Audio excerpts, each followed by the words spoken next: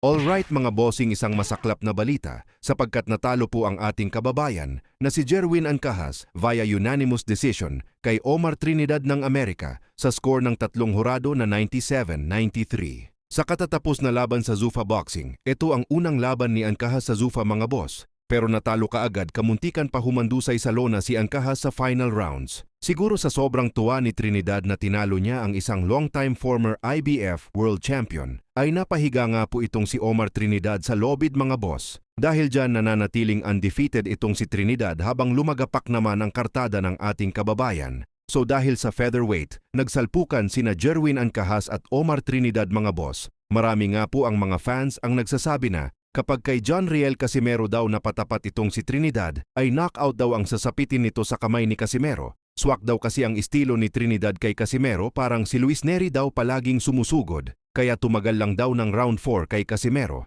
So anong masasabi nyo dyan mga boss kapag napatapat kay Casimero itong si Trinidad sa featherweight? Pero ayon nga po sa kampo ni Casimero mga boss, may nakalatag ng 3 laban si Casimero. Una, title eliminator. Pangalawa, World Championship at magdedepensa ng titulo. Samantala mga boss, napalaban rin dyan si Jose Rio Valenzuela, kung saan tinapos niya lang sa round 2 si Edwin De Los Santos. Hindi kinaya ni De Los Santos ang matinding kombinasyon na left and right na pinakawalan ni Valenzuela na sumapol sa mukha ni De Los Santos. Maaga nga po itong nakatulog ng mahimbing sa ibabaw ng lona. Dahil dyan parehas may 3 talo na si Valenzuela at De Los Santos.